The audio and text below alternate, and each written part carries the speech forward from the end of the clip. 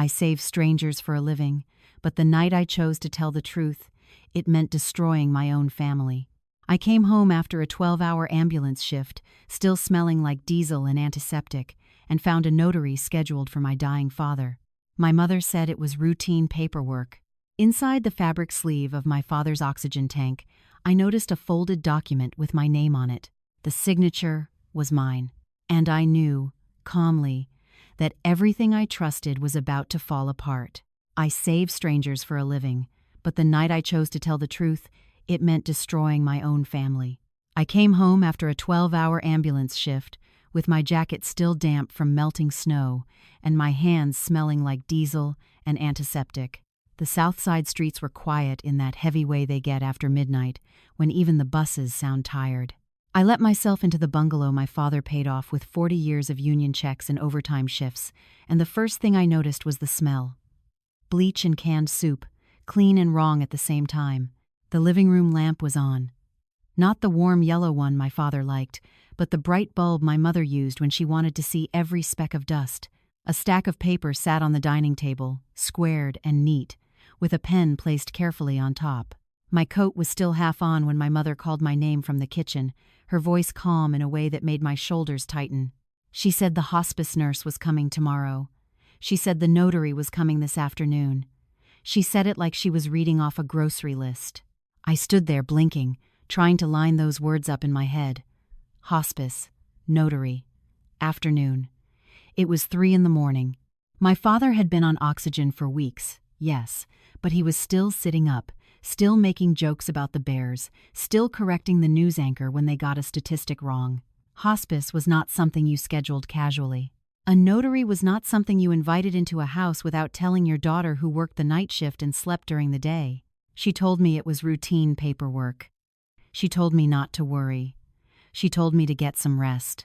I walked down the hall toward my parents' bedroom, the carpet worn thin in the spots where my father paced during late-night phone calls with the union. The oxygen concentrator hummed in the corner, a steady mechanical breath that had become the soundtrack of our house.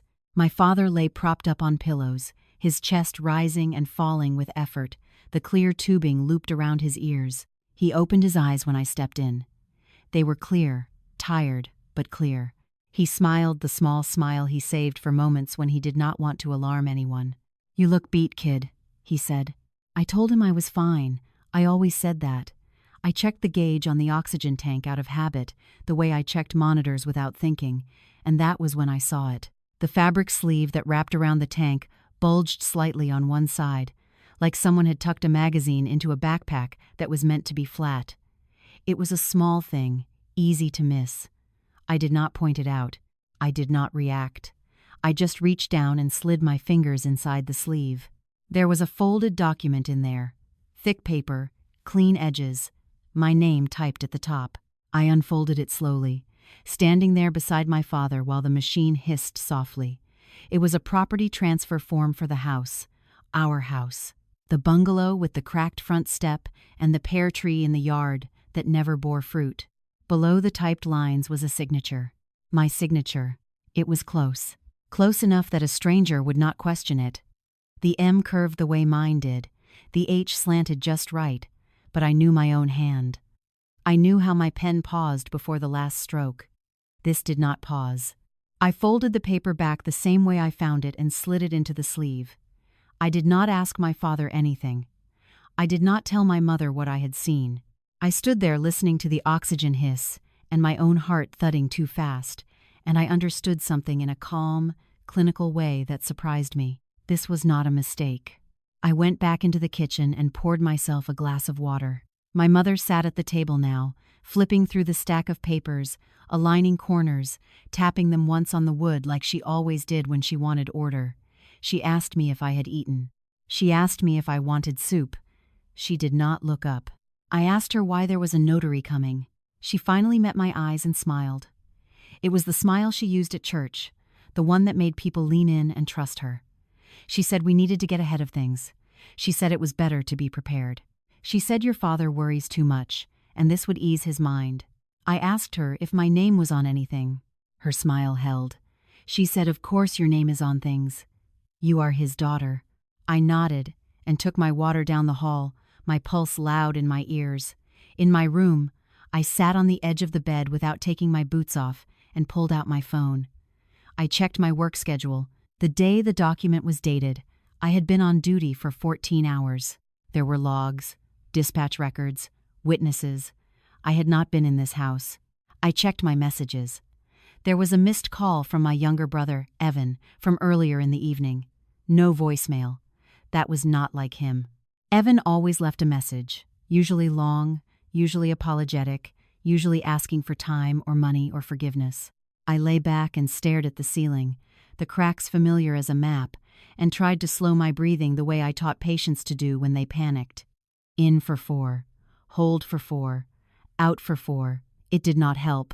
I thought about my father teaching me how to change a tire in this very driveway, his hands black with grease, his voice steady, as he said rules mattered. You do not take what is not yours. You do not lie when the truth is hard. You do not hide paperwork in oxygen tanks. At some point, I slept. When I woke, the house was brighter and louder. A hospice intake packet sat open on the counter. My mother was on the phone, her voice low and soothing.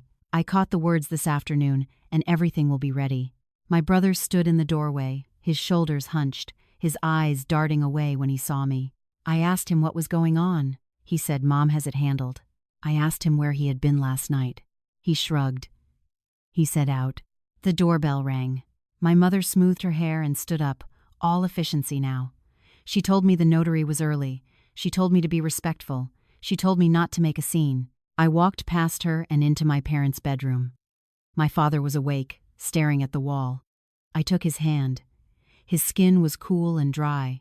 He squeezed my fingers once, hard enough to hurt, and whispered a single word that settled in my chest like a weight. Proof. When I stepped back into the hallway, the door was opening, and a man with a leather case was introducing himself. He smiled politely. He asked where he could set up. I looked at the clock on the microwave. It was 11:42. I understood then that I had 2 hours to decide who I was willing to lose. Before all of this, we were normal. Not perfect, not dramatic, just normal in the way families become when they survive long enough together. My father, Dennis Hart, spent most of his life fixing things that were not supposed to break. He worked for the Chicago Transit Authority from the time I was in grade school until the year his hands started shaking too much to tighten bolts. He smelled like metal and coffee. He believed in clocks that ran on time and rules that stayed the same. He paid off the house one extra payment at a time, even when my mother told him they could slow down and enjoy themselves. He never did. My mother, Lynn, ran our home the way some people run small nonprofits. Lists on the fridge, calendar notes in careful handwriting, meals planned 3 days ahead. She volunteered at church twice a week and never missed a birthday. Neighbors trusted her with spare keys and secrets. When my friends were younger, they called her Mrs. Hart with respect that bordered on awe. And then there was Evan. My little brother had been trouble since the day he realized charm could buy him forgiveness. Teachers loved him. Coaches defended him. My parents explained him. Evan was always just about to get it together. Just one more chance. Just one more loan. Just one more apology that sounded sincere enough to reset the clock. I left early. I joined the fire department and trained as a paramedic because I liked rules that worked. Protocols. Clear lines between right and wrong. When I told people what to do in the back of an ambulance, they listened or they died. It was simple. It made sense. Home was harder. When my father got sick, everything tilted. The oxygen came first, then the medications laid out like soldiers on the kitchen counter. My mother took control the way she always did, quietly and completely. She spoke to doctors. She organized appointments. She told Evan when to show up and when to stay away. I worked my shifts and slept when I could, trusting that the system we had always relied on was still intact. I was wrong. After the notary set up at the dining table, I made coffee and stood at the sink pretending to scroll through my phone. I watched my mother guide the man through the house with polite efficiency. I watched Evan hover in the hallway, rubbing his hands together like he was cold even though the heat was on too high. The notary asked to see identification. My mother handed over documents already arranged. The man nodded, flipping pages, his pen clicking once before he wrote. I felt my chest tighten the way it does when a patient starts to crash and you know it before the monitor tells you. I walked down the hall again and sat on the edge of my father's bed. He looked smaller than he had the night before. The oxygen hissed. His eyes followed my face. "They think I am tired," he said softly. "You are tired," I said. "Not that tired." I swallowed and told him the notary was here. He closed his eyes for a moment, then opened them again. They were sharp, focused. He shifted his hand slightly, enough for me to notice the thin folder tucked beneath his pillow. "Do not stop them yet," he said. "Not until you know."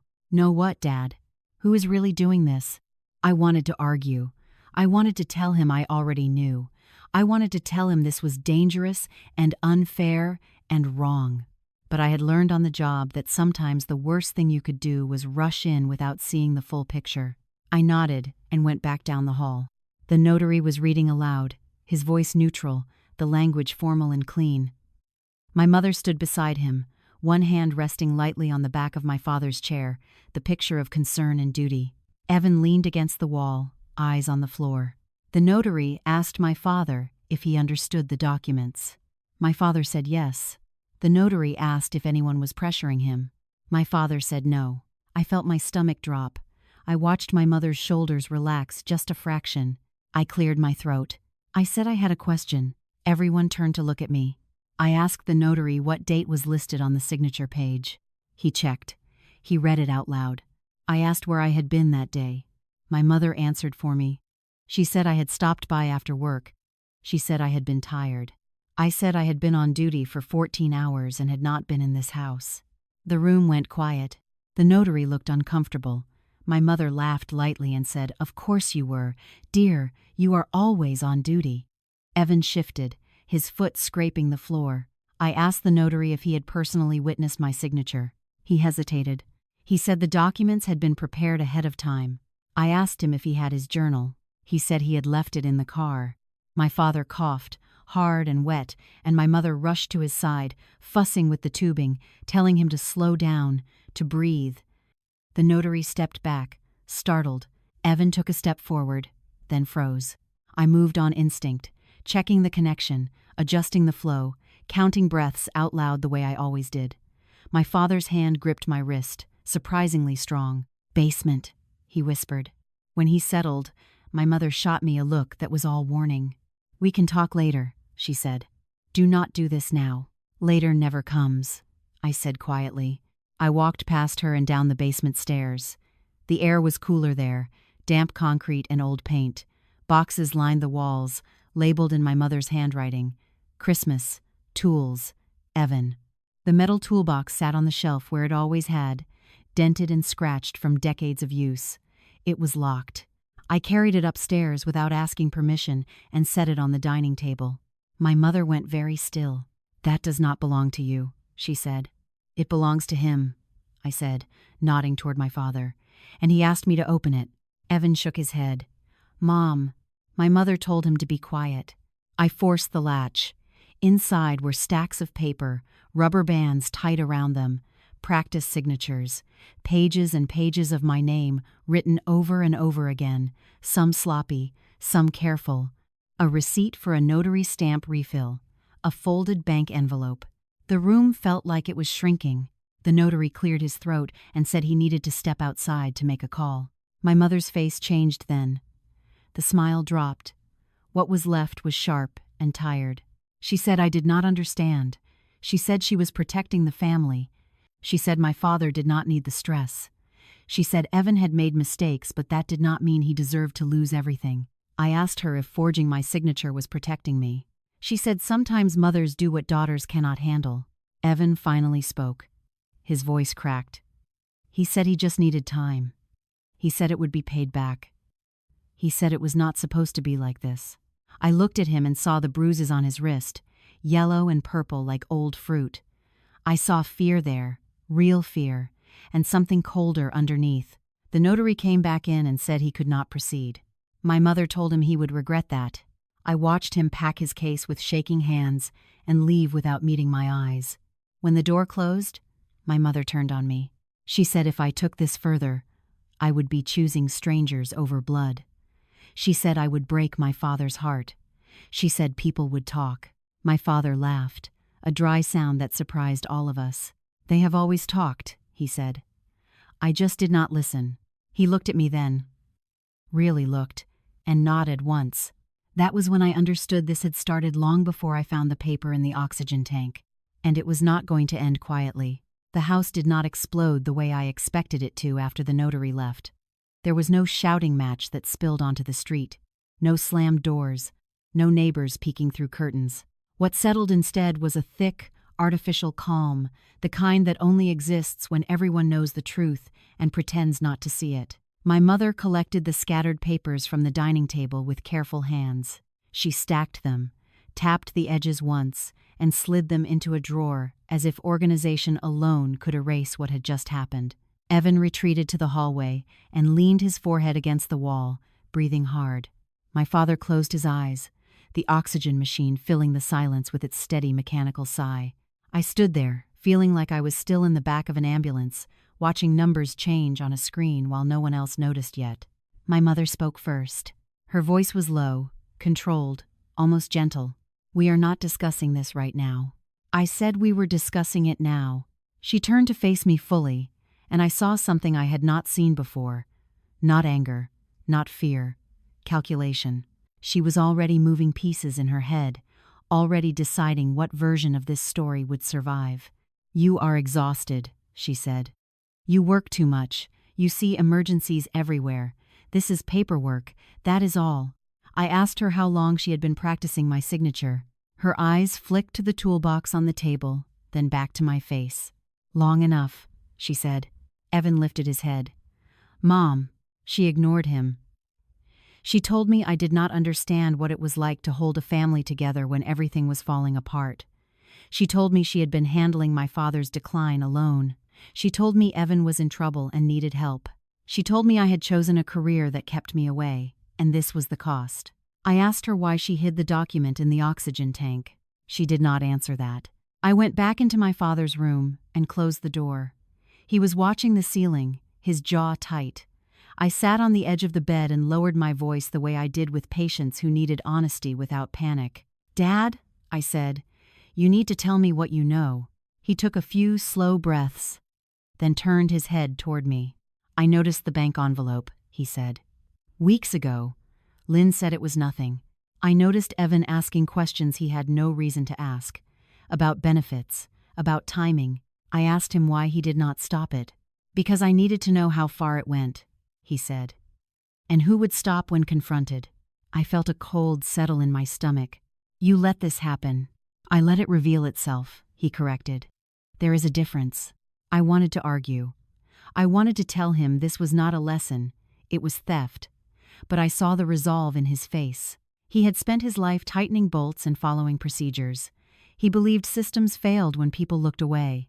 I asked him what he wanted me to do. He said he wanted proof.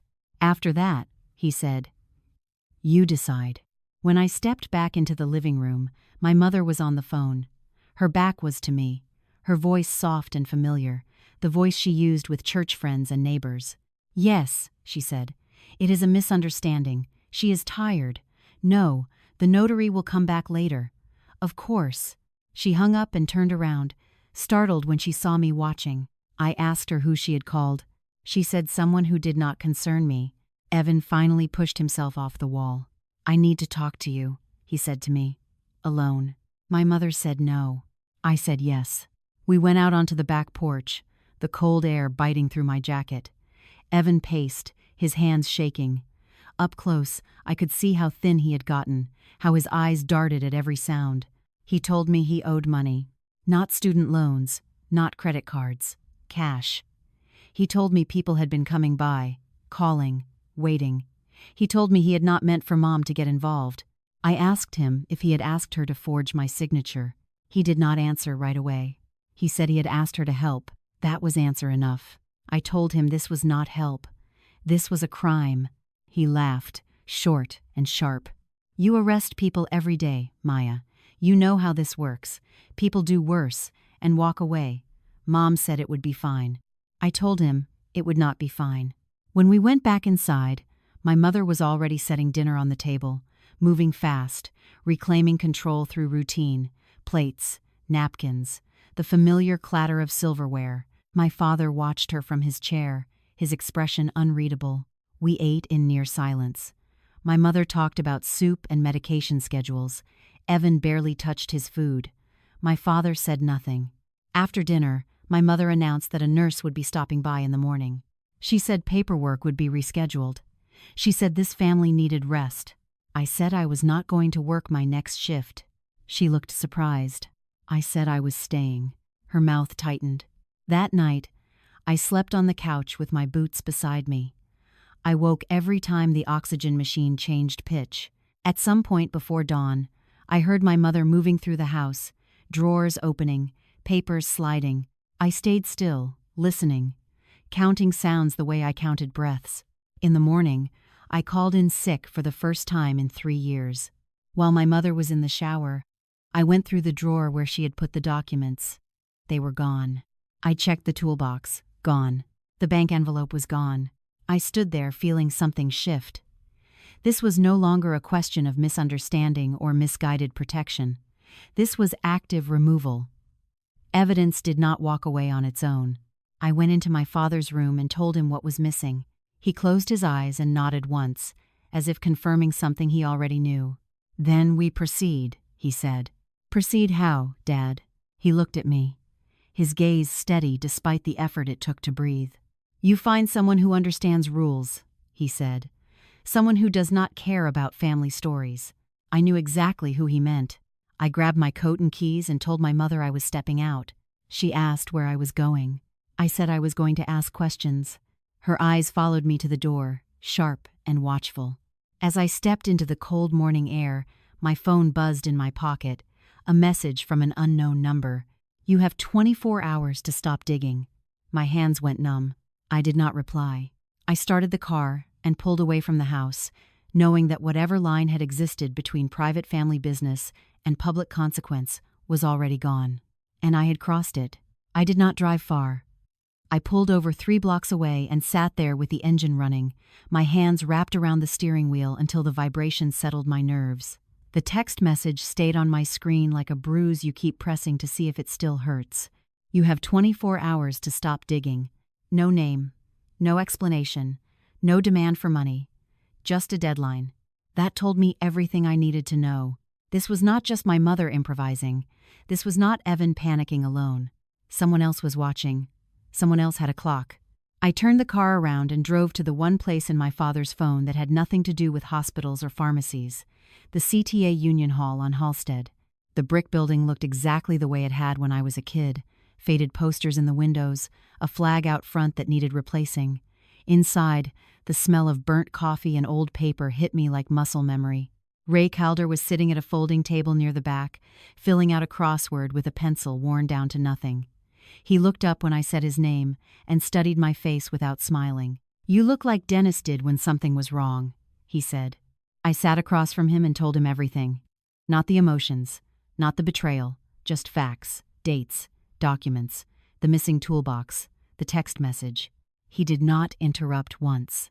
When I finished, he pushed the crossword aside and leaned back in his chair. "This is elder theft," he said, "and benefit diversion, and forgery. You know that." I nodded. He asked if my father was still lucid. I said yes. He nodded again, slower this time. Then he knew this was coming. I asked him what he meant. "Ray told me my father had come by weeks ago, alone, without my mother. He had asked questions about survivor benefits, payout schedules, what could be moved and when. He had asked what happened when family crossed the line. Ray said he had told him the truth, that the law did not care about good intentions, that family stories did not override signatures. He told me, your father said, someone will try to be clever, Ray said, and when they do, I want it written down." My throat tightened. Ray pulled out a manila folder from beneath the table and slid it toward me. Inside were printouts from the union portal, login attempts, account changes, a request for early disbursement, flagged and paused. "They tried to move it fast," Ray said, "but they got sloppy. I asked him who had access. He tapped a line on the page. Your mother, and someone using your credentials. I told him about the missing evidence and the threat. Ray's jaw tightened. Then you do not wait, he said. You force daylight. He gave me a name. Tanya Brooks, compliance officer at the neighborhood bank branch on Archer. He said she had called him once before about suspicious family withdrawals and had not been listened to. She will not break rules for you, Ray said. But she will tell you where the rules break themselves. When I got back to the house, my mother was already on the phone again. She stopped talking when she saw me and smiled in that practiced way. Did you calm down? She asked. I said I was not angry. That seemed to throw her. I asked her where the documents were. She said safe. I asked her if Evan was home. She said no. I asked her if she had seen my father's toolbox. Her eyes flicked away for half a second. I went into my father's room and closed the door. He was awake, staring at the window, the light gray and flat. Ray confirmed it, I said. He nodded once. I told him about the message. His lips pressed together. That is new, he said. I asked him if he was scared. He said he was tired. That afternoon, I drove to the bank branch. Tanya Brooks met me in a small office that smelled like carpet cleaner and stale air. She was younger than I expected, with tired eyes and a stack of files on her desk. She did not offer coffee. She asked me to tell her what I thought was wrong. I told her the same way I had told Ray. Dates, facts, no drama. She listened, then turned her screen so I could see it. Not close enough to read everything, but enough to understand.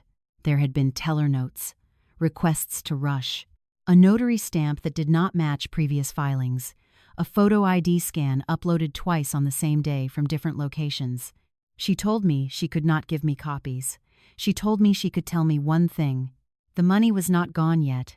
They had tried to move it into a holding account. It was paused pending verification.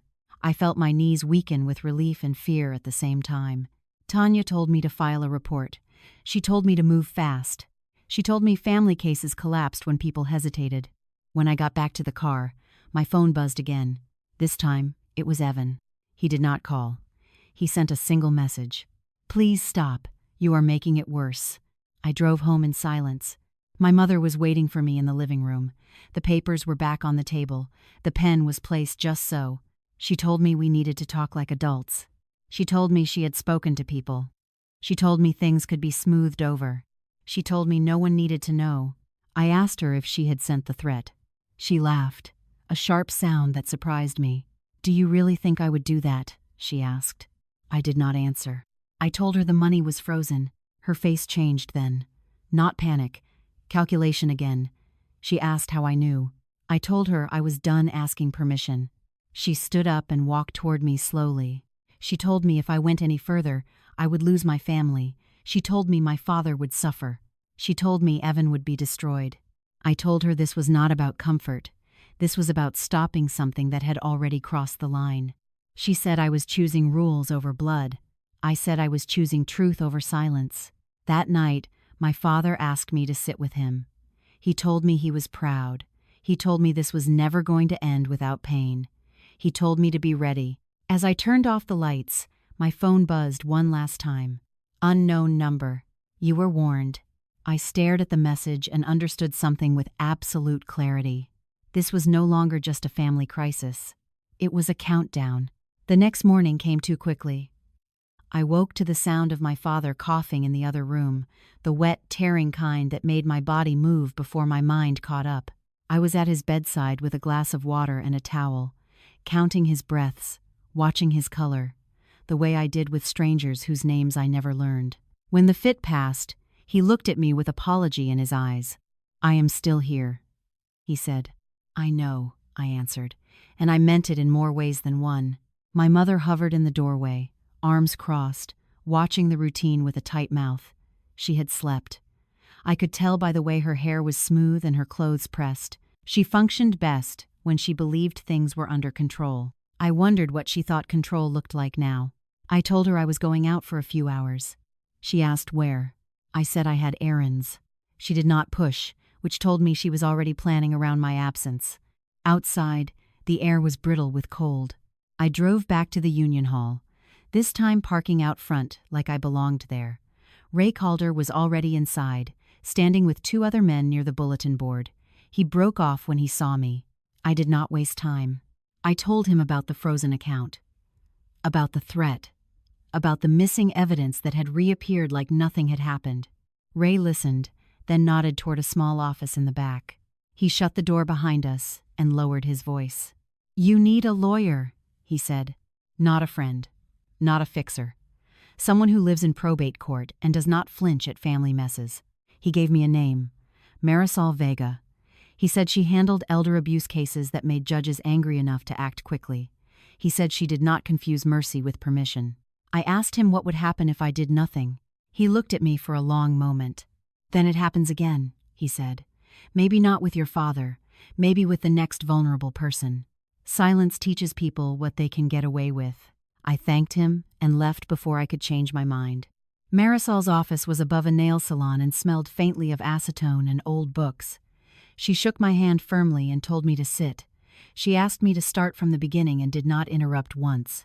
When I finished, she leaned back in her chair and steepled her fingers. "Your father is lucid," she said. "That matters. The attempted transfer matters. The forgery matters. The threat matters." I asked her if this could be handled quietly. She shook her head. "Quiet is how these cases die," she said. "If you want to protect your father and the assets meant for his care, you need an emergency injunction and a guardianship petition." Today, the word guardianship landed hard. It sounded like betrayal, like taking something away. She must have seen it on my face. "This is not about control," she said. "This is about stopping harm." We worked fast. Forms, dates, statements. I signed where my real signature belonged. When I stepped back out onto the street, my phone buzzed again. "Evan." This time, he called. I answered. He sounded frantic. He told me Mom was falling apart. He told me people were asking questions. He told me I did not understand the consequences. I told him I understood them better than he did. He asked me to meet him. Just us. Against my better judgment, I agreed. We met at a diner off Pulaski that smelled like grease and burnt toast. Evan sat in a corner booth, his leg bouncing under the table. He looked up when he saw me and let out a shaky breath. He told me the people he owed were not patient. He told me they had suggested solutions. He told me Mom thought she was saving him. I asked him if he knew she was forging my name. He nodded. I asked him if he knew about the threat. His eyes widened. What threat? That answer was real. I could tell. I told him about the message. His face drained of color. "That was not us," he said. "That was enough." Enough to confirm what Ray and I both suspected. There was a third party. Someone who benefited from speed. Someone who did not care about family dinners or church reputations. I left the diner with my appetite gone and my resolve hardening. When I got home, Marisol was already there. My mother stood in the living room like a statue, the paperwork spread out on the table, the pen untouched. Evan hovered near the door, pale and quiet. Marisol introduced herself and explained the injunction in clear, firm language. She explained that all transfers were frozen, that a temporary guardian would be appointed pending review, that any attempt to move funds or property would carry consequences. My mother laughed softly. "You brought a lawyer into this house," she said. "I brought protection," I said. My father watched from his chair, silent. When Marisol asked him if this was what he wanted, he met her eyes and said yes. That was the moment my mother's composure cracked. She accused me of poisoning him. She accused Marisol of manipulation. She accused the world of turning on her after everything she had done. Marisol waited until she finished. Then she said something that landed harder than shouting ever could. "Intent does not erase impact," she said. "Love does not legalize forgery." The silence afterward felt absolute. That night, as I sat by my father's bed, he took my hand and held it. "I did not want you to carry this alone," he said. "But I needed to know you would not look away." I told him I would not. Outside his room, my mother cried quietly. Evan paced. The house held all of it without judgment. As I lay down on the couch, my phone buzzed again. Unknown number. Final notice. I stared at the words and felt something settle into place. They were not threatening anymore. They were rushing.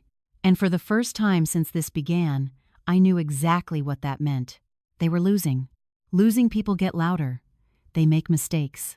They rush. I learned that on the job long before I learned it in my own living room.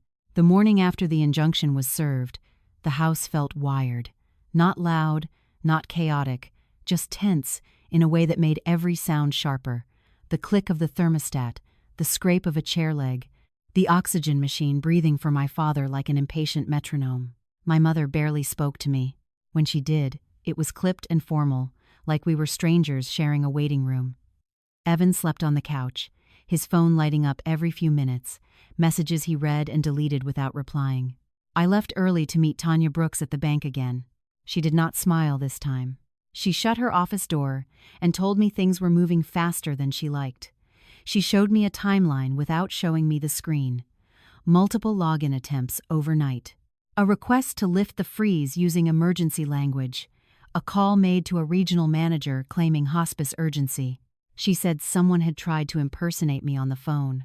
That part made my stomach drop. She asked if I had lost my identification.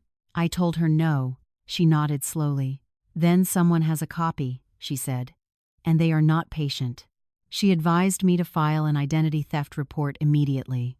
She advised me to lock down my credit, my professional license, everything tied to my name. She told me family cases escalated when money stalled. When I left the bank, my phone rang. It was my mother. She asked where I was. I said handling something. She said, "You are tearing this family apart." I said I was stopping it from being sold piece by piece. She hung up. At home, Marisol had already been back. She left copies of filings on the counter with notes in the margins. She had circled words like urgency and intent and third-party influence. She had written one sentence in block letters: "Do not engage alone." I read it twice. That afternoon, a man I did not recognize knocked on the door. He wore a clean coat and held a clipboard. He said he was from a medical equipment company and needed to verify serial numbers. My mother started toward him, already reaching for the door wider. I stepped in front of her. I asked for identification.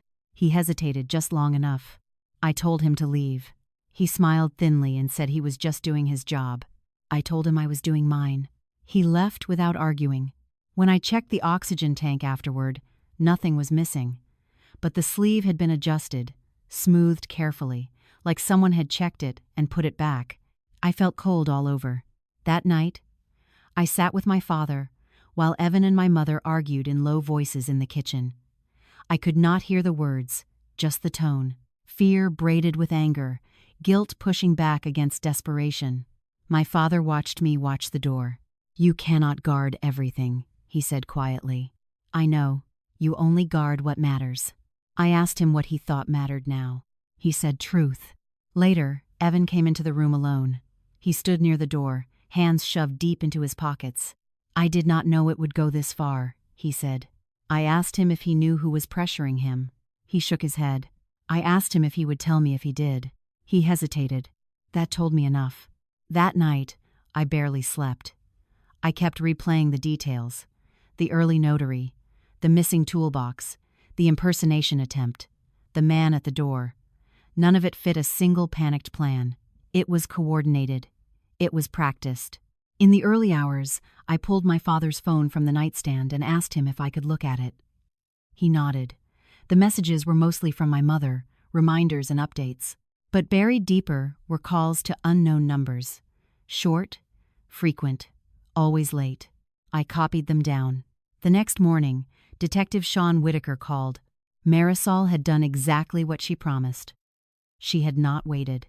Whitaker was calm, professional, tired in the way people who see patterns get tired. He asked me to meet him at the station with any documents I had. When I told my mother where I was going, she stared at me like she was seeing a stranger. "You are calling the police," she said. I said yes. She told me once you do that, there is no going back. I told her there had not been a way back for a while. At the station, Whitaker listened. He asked questions that felt invasive and necessary at the same time. He asked about finances, about Evan, about my father's condition, about the threat messages. When I showed him my phone, his expression changed. "This is not random," he said. This is leverage. He asked me if I was willing to make a statement. I said I already had. When I got home, Evan was gone. My mother said he needed air. I checked his room. The drawers were open. His backpack was missing. My phone buzzed. Unknown number. You involved the wrong people. I sat down hard on the edge of the couch. The oxygen machine hissed. My father slept, unaware of the way the ground was shifting under all of us. I realized then that this was no longer about stopping a transaction. It was about pulling something into the light that did not want to be seen. And once you did that, you did not get to decide how it reacted. You only decided whether you kept looking. I stood up and locked the doors, every one of them, and understood with a clarity that scared me. This was the middle, not the crisis. Not the end. The point where everything dangerous finally decided to move. By the third day, the house no longer felt like a home. It felt like a holding area, the kind you wait in before something official happens. A decision, an arrest, a death. The air stayed stale no matter how often I opened windows. My mother moved through rooms like a guest who refused to unpack. My father slept more, his breaths shallow but steady. Evan did not come back. Detective Whitaker called that morning and asked me to meet him again, this time with Ray present. He said there was a development. He did not say what kind. I told my mother where I was going. She did not ask questions. She just nodded. Her face set in a way I recognized from my childhood, the look she wore when she had already decided how a story would end and was waiting for everyone else to catch up. At the station, Ray sat across from me, hands folded, jaw tight. Whitaker laid out a few photographs on the table between us, grainy stills from bank security cameras, timestamps in the corner. My mother at the counter, leaning in close to a teller. Evan behind her, head down. Another image showed a man I did not recognize standing a few feet away, pretending to look at brochures. Whitaker tapped the photo. "This one does not belong to your family," he said. He told us the man had been flagged in 2 other cases involving rushed transfers and forged powers of attorney, not a mastermind, a runner, someone who pushed when people hesitated, someone who applied pressure and collected a percentage. I asked if Evan knew him. Whitaker said they were still figuring that out. Ray swore under his breath. Whitaker asked me if I recognized the man. I did not. He told me Evan's phone had pinged near the same locations as the runners over the last month. He told me Evan had not shown up at work. He told me they were looking for him. I felt something twist in my chest that had nothing to do with guilt and everything to do with inevitability. When I got home, my mother was sitting at the dining table again. No papers this time, just her hands folded, her posture rigid. She told me Evan had called. She told me he was scared. She told me she had done what any mother would do. I asked her if she knew about the runner. Her eyes flickered. I asked her if she knew Evan was in danger. Her voice shook when she said she was handling it. I went into the basement alone and searched. I moved boxes. I checked behind shelves. I looked for anything that did not belong. Behind an old paint can, I found a second phone. Cheap, cracked screen. No contacts saved. When I turned it on, there was one unsent message. Running out of time. I sat on the basement steps and let the weight of it settle. This was no longer about a forged signature or a frozen account. This was about how far people went once they convinced themselves they were right. That evening, Whitaker called again. They had found Evan, not hurt, not arrested, shaken and angry, and ready to talk. He asked me to come in. At the station, Evan would not look at me at first. He stared at the table, his hands cuffed loosely in front of him. He looked smaller than he ever had. He told us everything in fragments. The debt, the runner who promised a quick fix, the way it started as suggestions and turned into deadlines. He said Mom thought she could control it. He said she believed family loyalty would protect them. Whitaker asked him who had sent the threats. Evan named the runner. Whitaker asked who hid the documents. Evan looked at me then, his eyes wet. "Mom," he said. I felt something inside me crack and settle at the same time. When I got home that night, my mother was standing in my father's room, holding his hand. She looked up when I entered, and for the first time, she looked afraid. I told her Evan was safe. She exhaled sharply, relief breaking through. I told her everything else. She sat down slowly, as if her legs had given out. She said she thought she could fix it. She said she thought she could outrun consequences the way she had outrun gossip and judgment her whole life. She said she never meant to hurt anyone. My father opened his eyes and looked at her. "Meaning is not the same as result," he said. She began to cry then, quietly, the way she never allowed herself to cry in public. Later, when the house was quiet again, my father asked me to sit with him. He told me he was tired. He told me he did not have much time. He told me he needed to know what I was going to do. I told him the truth. I told him I would not protect lies, even when they wore familiar faces. He nodded once, the smallest movement costing him effort. "Then you are doing what I hoped," he said. Outside, snow began to fall again, soft and steady, covering the street in white. For the first time since this started, I understood the shape of what was coming. There would be no clean ending, only the kind that asked you to live with what you chose. The house held its breath after Evan was taken away, not in the dramatic sense people imagine, but in the quiet way air feels different when a storm has already passed and left damage you cannot undo. My mother stayed in my father's room most of that night, sitting upright in a chair she had dragged in from the kitchen, her hands folded in her lap like she was waiting to be called on. I did not sleep. I sat on the couch with the lights off, listening to the oxygen machine and the hum of the refrigerator, replaying everything Evan had said at the station. Not the words themselves, but the tone, the relief underneath the fear.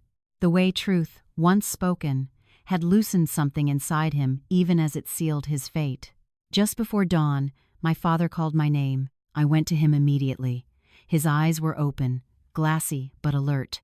The lines in his face seemed deeper, like the night had etched something permanent. "You did the hard part," he said. I told him it was not over. He smiled faintly. "It never is." Later that morning, Detective Whitaker came by the house. He said it was easier to talk to my mother here, where my father could be present if he wanted to be.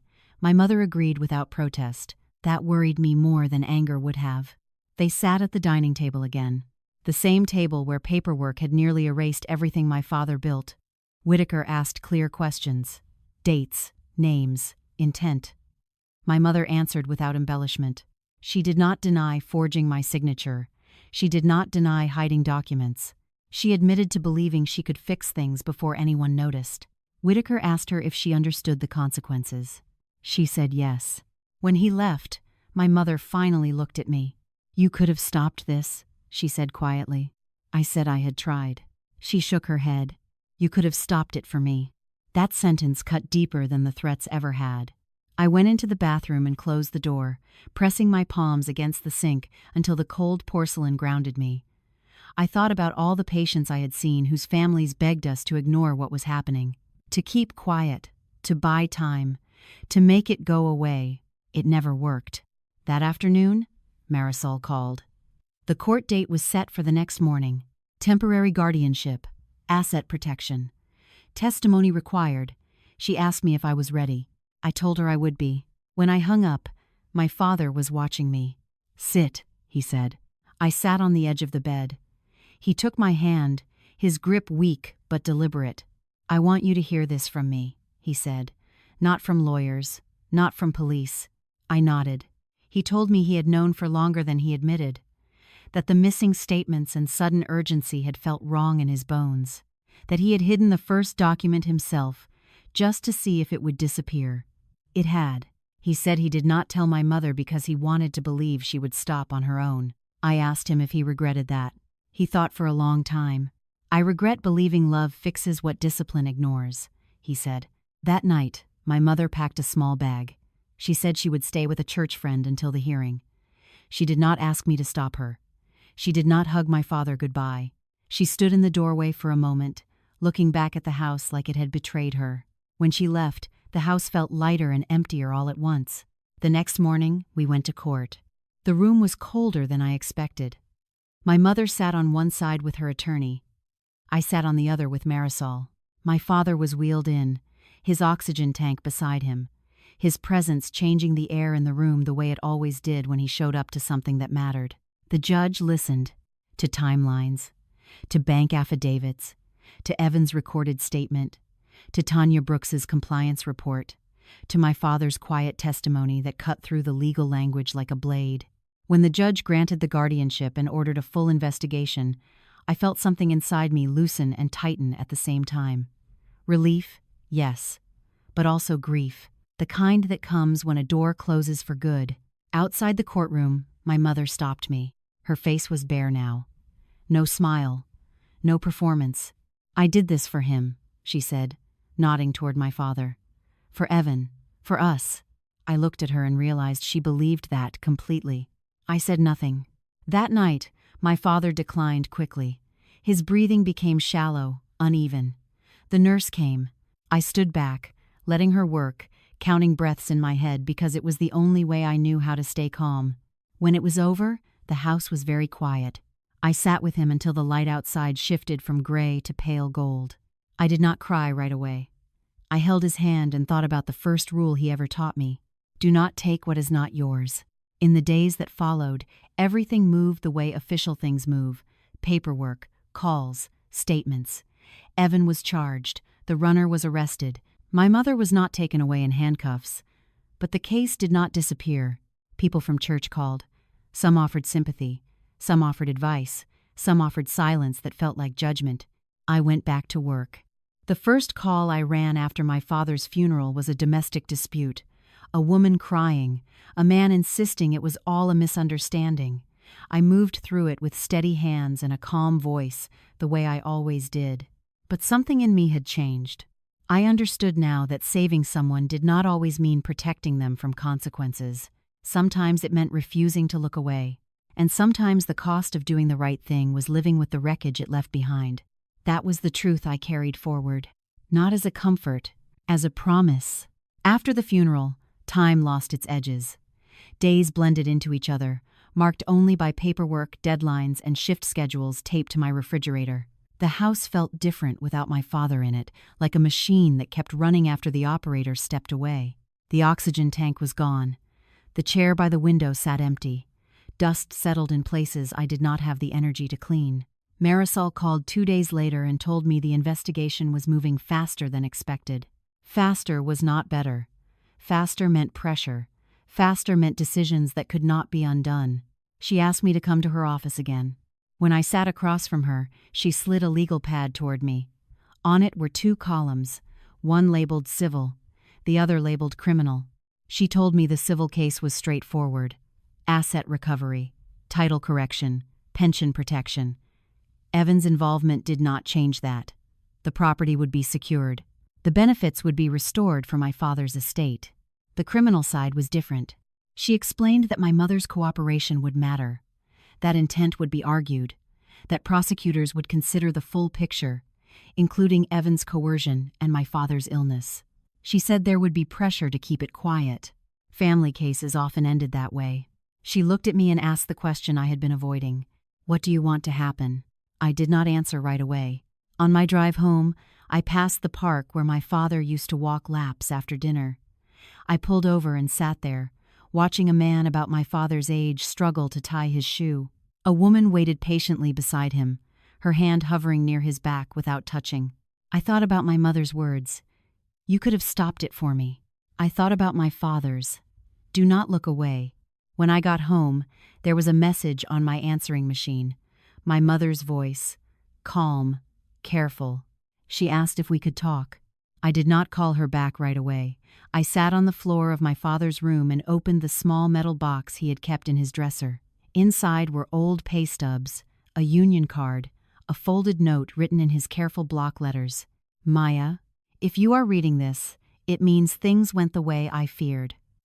I trusted you because you know the difference between mercy and permission. Do not let my name be used to excuse what I would never accept." I folded the note and put it back. That night, I met Detective Whitaker at a diner near the station. He looked tired. He told me the runner had flipped quickly. He told me Evan had confirmed everything. He told me the case against my mother was solid. He asked me if I understood what came next. I said I did. He said families sometimes begged him to slow things down, to misplace files, to wait until emotions cooled. I asked him if he did that. He shook his head. "The law does not care who raised you," he said. "It only cares what you did." The next morning, I called my mother. We met at the house. She stood in the living room, looking smaller than I had ever seen her. Without my father there, without Evan's chaos to manage, she seemed unsure where to put her hands. She told me she loved me. She told me she had done everything out of fear. She told me she had lost control and was asking for grace. I listened. When she finished, I told her the truth. I told her I would not interfere with the prosecution. Her face went blank. "You would put me in prison," she said. "I would not stop it," I replied. She stared at me for a long time, as if waiting for me to blink. She asked if this was what my father wanted. I told her he wanted truth. She laughed softly, the sound bitter. He always did. When she left, I sat alone in the quiet house and felt something settle in my chest. Not relief, not satisfaction, something heavier and cleaner. The court date came quickly. I testified about the signatures, the missing documents, the threats, the impersonation. I did not embellish. I did not soften it. I answered questions the way I answered paramedics' exams, clearly, precisely. Without apology, my mother sat at the defense table and did not look at me. When the judge ordered the case to proceed, I felt the weight of it pressed down on my shoulders. This was no longer a private reckoning. It belonged to the public now. Afterward, Marisol told me I had done the hardest part. I did not believe her. Harder came later, when neighbors stopped waving, when church friends stopped calling, when people whispered about loyalty and forgiveness, and what kind of daughter does that. I went back to work full-time. The city did not care about my family drama. Calls came in. Lives needed saving. I moved through my shifts with a steadiness that surprised my coworkers. One night, after a particularly bad call, I sat alone in the ambulance bay and realized something. I was not angry anymore. I was sad. Deeply. But the anger that had driven me was gone, replaced by a quiet certainty. I understood then that justice was not loud. It did not feel like victory. It felt like standing still, while everything you used to lean on shifted away. Weeks later, I received a letter from the court. The trial date, the list of charges, forgery, elder exploitation, identity theft. I folded the paper and set it on the counter. Outside, the city moved on. Buses hissed at stops. Sirens echoed in the distance. Somewhere, another family was beginning a crisis they did not yet understand. I stood in my kitchen, my father's house now legally mine to manage, and knew that whatever came next would define me more than the emergency that started it. Because I had learned something I could not unlearn. Doing the right thing does not fix the damage. It just tells the truth about it, and sometimes, that is the only thing that keeps the damage from spreading. The trial did not feel dramatic the way television makes it look. There were no gasps from the gallery, no sudden confessions that changed everything in a single breath. What there was instead was repetition, dates revisited, documents enlarged on screens, voices asking the same questions until the answers stopped shifting. I took the stand on the second day. The prosecutor asked me to state my name and occupation. I said it clearly: Chicago Fire Department paramedic. The words grounded me. They reminded me who I was outside of this room. I described the night I found the document in the oxygen tank sleeve. I described the signature. I described the notary, the missing evidence, the threat messages. I did not look at my mother while I spoke. I focused on the judge, on the jury, on the clock mounted high on the wall, ticking off seconds I could not get back. The defense attorney tried to paint a different picture. He asked about my work hours, my exhaustion, the stress of watching a parent decline. He suggested misunderstanding. He suggested overreaction. He suggested love. I answered the way my father taught me to answer supervisors who wanted excuses instead of facts. I said no. I was not confused about my signature. No, I was not mistaken about the timeline. No, love did not give permission to forge my name. When he asked me if I hated my mother, my chest tightened. I said no again. I said this was not about hate. It was about boundaries that had already been crossed. My mother testified the next day. She looked composed. Her hair was neat, her voice steady. She spoke about fear, about a sick husband, about a son in danger, about a system that did not move fast enough when families were drowning. Some jurors nodded. I saw it. Empathy is easy when the story sounds familiar. Then the prosecutor played the recordings, the bank calls, the notary voicemail, the runner's messages, the time-stamped images that placed my mother exactly where she said she had not been. Facts do not raise their voices. They wait. When Evan testified, he cried. Not performative tears. The kind that come when someone realizes too late that honesty does not undo damage. He admitted what he owed. He admitted what he asked for. He admitted what he let happen. My mother did not look at him. When closing arguments ended, the jury left the room. We waited. I sat on a hard bench in the hallway, my hands folded in my lap, the way my mother used to sit in church. Marisol sat beside me, silent. Detective Whitaker leaned against the wall across from us, reading messages on his phone.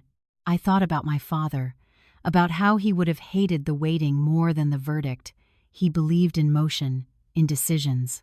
After 4 hours, the bailiff called us back in. The verdict was read slowly. Guilty on forgery, guilty on identity theft, guilty on elder exploitation. There was a murmur in the room. My mother's shoulders sagged. For a moment, she looked very old. Sentencing was scheduled for a later date. That part would come with its own weight. Outside the courthouse, cameras waited. I stepped past them without stopping. I had nothing to explain, nothing to justify. That night, I went back to the house and sat alone in the living room. The furniture felt wrong without my father in it, like it belonged to another family. I noticed small things I had never paid attention to before. A burn mark on the coffee table, a crack in the window frame stuffed with paper years ago to stop a draft. I wondered how many of these details my mother had memorized and how many she had ignored. The next weeks were quieter. No more unknown numbers, no more threats. The runner pled out. Evan entered a diversion program tied to restitution and monitoring. My mother awaited sentencing. People's reactions split cleanly down the middle. Some told me I was brave. Some told me I was heartless. Both groups spoke with certainty, as if certainty cost nothing. On the day of sentencing, I sat in the same courtroom and listened as the judge outlined consequences. A prison term, reduced by cooperation, probation conditions, financial restitution, mandatory counseling. My mother did not cry when the sentence was read. She nodded once, as if acknowledging something she had known was coming. As she was led away, she looked at me, not with anger, not with hatred, with something closer to recognition. I did not wave. I did not turn away. Afterward, Marisol asked me if I was all right. I told her the truth. I said I felt empty. She said that was normal. I returned to work the next morning. The first call was a medical assist for an elderly man who had fallen in his kitchen. His daughter hovered nearby, frantic and apologetic. I spoke to her calmly. I told her she was doing fine. I helped her help him. As we lifted the stretcher, the man grabbed my wrist and thanked me. I nodded and told him he was welcome. Later, in the ambulance bay, I realized something quietly, without ceremony. I had not lost my family in one moment. I had lost the illusion of it over many. And in its place, I had gained something less comforting but more durable: clarity. The trial did not give me closure. It did not heal anything. It did not bring my father back or make my mother someone else. What it did was stop the damage from continuing. Sometimes that is the only victory you get, and sometimes that has to be enough. After the sentencing, the world did not pause to let me catch my breath. That surprised me more than anything else. I had half expected some moment where everything went quiet, where the weight of what had happened finally registered and demanded attention. Instead, the city kept moving. Sirens wailed, buses groaned at intersections. People argued over parking spots and coffee orders like nothing fundamental had shifted. But something had. The house was legally mine now, or as mine as a place built by someone else's hands could ever be. I spent the first weekend after the trial sorting through my father's things with a care that bordered on ritual. I did not rush. I did not throw anything away. I opened drawers slowly, unfolding years of habit and intention. In the bottom drawer of his dresser, Beneath socks he had folded into perfect squares. I found an envelope addressed to me in his handwriting. Not the note I had already read. This one was thicker. Inside were copies of documents I had never seen, union correspondence, pension statements, a printed email exchange between him and Ray, dates circled, notes in the margins.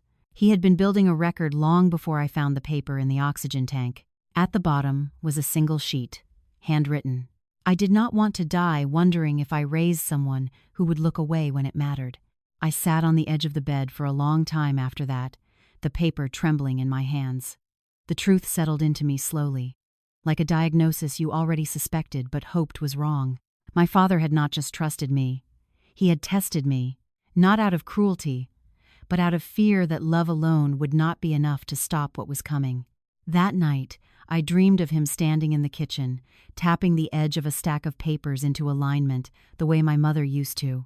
In the dream, he looked at me and nodded, satisfied, then turned away without saying goodbye. I woke before dawn, with my chest tight and my hands clenched. Grief came in waves after that, not the dramatic kind people recognize and respond to, but quiet ambushes. I would be standing in line at the grocery store and suddenly remember the way my father insisted on counting change twice. I would hear a radio jingle he hated and feel my throat close. Work helped. Work always helped. I threw myself into my shifts with a focus my supervisors noticed. Calls blurred together, chest pains, falls, overdoses. The familiar rhythm of crisis grounded me in a way nothing else could. When you are stabilizing someone on a bathroom floor, there is no room for moral philosophy. There is only what needs to be done. One night, after a particularly long shift, my captain pulled me aside. "You all right, Hart?" he asked. I told him yes. He looked at me the way people do when they know yes is not the whole truth but accept it anyway. "Just do not burn out," he said. I nodded. Knowing burnout had nothing to do with exhaustion and everything to do with unresolved weight. My brother called from the diversion program 2 weeks later. His voice sounded different, slower, stripped of bravado. "I am sorry," he said. Not the way he used to say it, not as a reset button, as a statement. I told him I believed him. He asked me if I hated him. I told him no. That was true. I did not tell him forgiveness was not the same as trust. That lesson would come later. My mother wrote me a letter from the facility where she was being held. It was careful, measured. She apologized without naming specifics. She spoke about love and fear and mistakes. I read it once and put it away. I did not write back. Not because I did not care, but because I did. Because anything I wrote would either reopen wounds or pretend they had healed. I was not ready for either. One evening, Ray stopped by the house with a bottle of cheap whiskey my father liked and 2 glasses. We sat in the living room, the television off, the city humming outside. He told me my father had been proud of me for years, long before any of this. He told me Dennis worried about Evan, about Lynn, about what happened when systems were ignored for the sake of peace. He said your father believed peace without accountability was just delay. I believed him. As winter crept toward spring, the case faded from headlines. New scandals replaced it. New outrage cycles took over. That was a relief and a disappointment at the same time. Part of me wanted the world to remember what it had cost.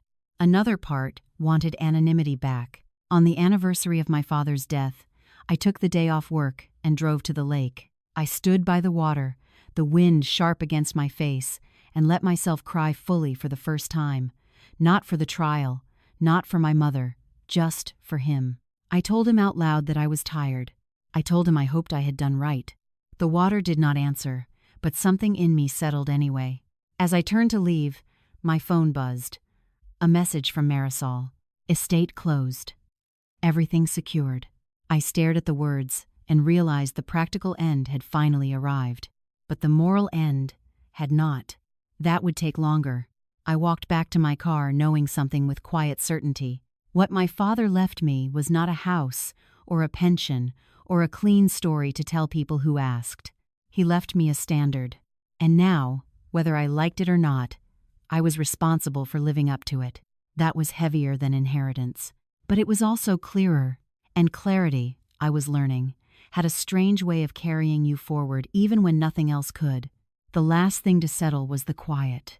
Not the silence of shock or the hush of a courtroom, but the everyday quiet that comes after decisions have already been made and lived with. The kind that follows you into the kitchen when you make coffee for one. The kind that sits beside you on the couch at night when there is no one left to argue with. Spring came to Chicago slowly that year.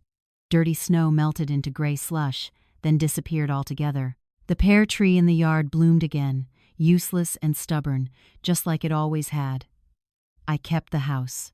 I fixed the front step. I did not repaint the walls or replace the furniture. This was not a reset. It was a continuation. People eventually stopped asking questions. At work, I was no longer the woman whose family had been on the news. I was just Maya again, the medic who showed up early, who did not panic, who spoke calmly to scared people on the worst days of their lives. That part of me had not broken. If anything, it had sharpened. One afternoon, after a routine call, a younger paramedic asked me how I stayed so steady. I almost laughed. I told him, "You do not stay steady. You choose where to stand when things move." He did not understand. That was fine. I hoped he would not have to for a long time. My brother completed his program. He found a job that did not pay much and did not promise shortcuts. He called me once a week, like clockwork, and talked more than he used to listen. I let him. Some lessons take repetition. We met for coffee a few times. Public places. Clear boundaries. When he thanked me for not giving up on him, I told him the truth. I did not save you, Evan. You decided to stop running. That mattered. My mother remained where the law had put her. We spoke only once, through a counselor, in a room that smelled like disinfectant and rules. She looked smaller than I remembered, her authority stripped down to bone and memory. She asked me if I would ever forgive her. I told her I did not know. That answer hurt her more than no. But it was the only honest one I had. Forgiveness, I had learned, was not a switch you flipped to feel better. It was something that came after accountability, not before. And even then, it was not guaranteed. When I left that room, I felt lighter. Not because anything had been resolved, but because I had stopped pretending resolution was required for survival. On the first anniversary of the trial's end, I went back to the Union Hall. Ray was there, arguing with a vending machine that had eaten his dollar. We laughed about it, the sound strange and welcome in that place. He told me my father would have approved of the way things turned out. I corrected him. My father would have approved of the way the truth came out. The rest was consequence. Ray smiled at that. That night, I sat alone in the living room with the lights off, the city glowing faintly through the window. I thought about the night this all began. The oxygen tank, the folded paper, the calm certainty that everything I trusted was about to fall apart.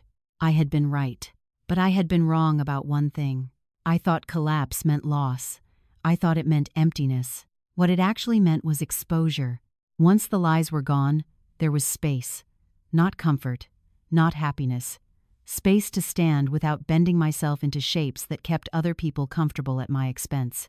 I realized then that my father's final gift had not been the evidence, or the plan, or even the test. It had been permission. Permission to choose truth over peace. Permission to let people be responsible for what they did, even when I loved them. Permission to stop confusing endurance with loyalty. That was the moral line I had crossed, and I would never step back over it. Some nights, I still woke up thinking I heard the oxygen machine. Some mornings, I still reached for my phone expecting another threat, another countdown. Trauma does not vanish just because justice shows up, but it softens. And in that softer space, something else grew.